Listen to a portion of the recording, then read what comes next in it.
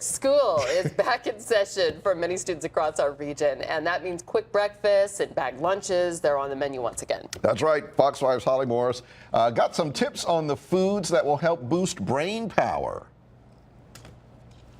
If only coffee made us smarter, right? We'd all be geniuses on the morning show.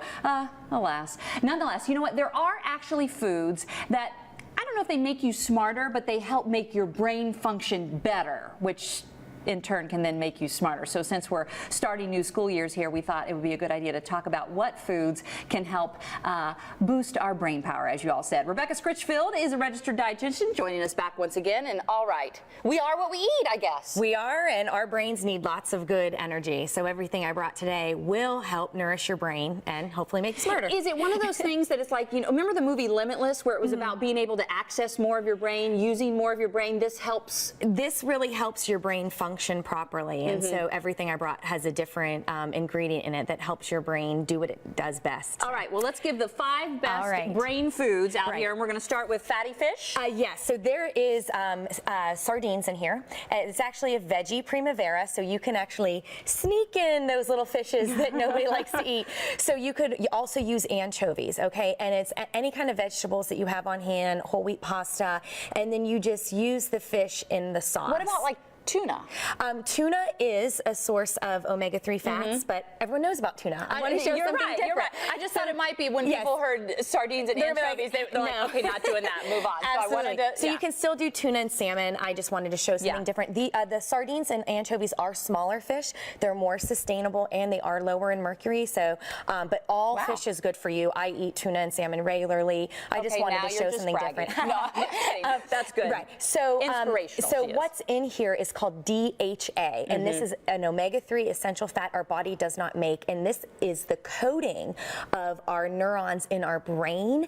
So it literally, our brain is 60% fat. It's mostly DHA, so eat DHA, especially when you're pregnant, for infants, and then of course, as you're aging as well. So it's being studied as its role in Alzheimer's prevention. All right, very good. So second, we have walnuts. These are walnuts, and so this is a different type of omega-3. This is called ALA, and this is an antioxidant that's able to enter the brain, and antioxidants help to reduce inflammation and repair cell damage. So one handful of walnuts is all you need for your total day's worth of ALA, and you could use it as a snack. You could put it in oats, yogurt parfaits. You could even add it to a salad, for example. You convinced me to eat one. All right, go for it. Let's talk brain food. They look like little brains too. They do look like little brains. Okay, what's this? So these are plantains. So you know, everyone knows about bananas. They often get mistaken for bananas, but they're related, but they're not the same thing. And this would be a great side dish that you could offer. It's an amazing dessert because they actually caramelize on their own and get sweeter.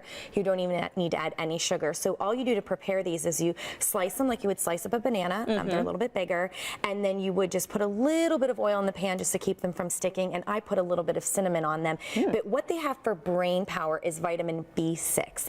And vitamin B6 helps to formulate neurotransmitters, and these are literally chemicals that your brain uses to communicate to the rest of your body. So we need neurotransmitters. B6 helps you make them. Very good. All right. Now everybody knows kiwi. I'm not sure how much everybody just eats them raw. Right. You know, it's just not one of the most popular fruits in the U.S., but I like to feature it because it is high in vitamin C. It actually has more vitamin C than an orange does.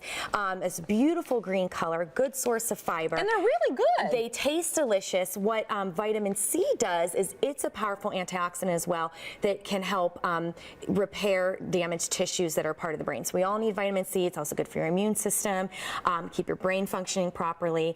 So just look to something like kiwi fruit for something, you know, a different type of a fruit. Again, you could slice it up and put it on yogurts and oatmeals. You could eat it by itself. It's a great snack, or a dessert, like you said. Like I try to always get my son for dessert to give him fruit. Yeah, you know, absolutely. It's sweet, but it's a healthy. Nature's candy. Nature's candy. All right, and last but not least, we've got. So these are eggs, and I'm going to highlight choline in here. So the choline is in the yolk. It's also a powerful antioxidant. It is in charge of making specific neurotransmitters that help you to feel calm and relax. It helps to regulate appetite, and it's actually. So this is a stress reducer. Yes, exactly. I'll have that whole plate. it up. Eat it up, right? And so before we go, I just want to also maybe slightly touch on quickly, what are the things we should really steer clear from? So that's a great question. So I would steer clear from too many processed foods, especially if they're high in sugar. While you might get a rush of energy, you're going to get a crash that follows. Gotcha. You know, so I really would look for natural sugars. You mentioned caffeine in the beginning. A little bit is good, but it doesn't mean more is better. But don't drink a pot of coffee, Holly. Is what she's saying. Exactly. Tone it down. Bring it down a notch. You know what I'm going to do? I'm going to eat all of this and then go take a test. I feel like I should. A higher IQ for you. Exactly. Rebecca, thank you so much. Thanks for having me. MyFoxDC.com is our website. We have a link to hers and to ours as well. And of course, we'll have all these listed on there so that you can get smarter yourself. Remember, you are what you eat. Back to y'all in the studio. Fantastic. I feel smarter just looking at it. Yes. All right. Thank you, Holly.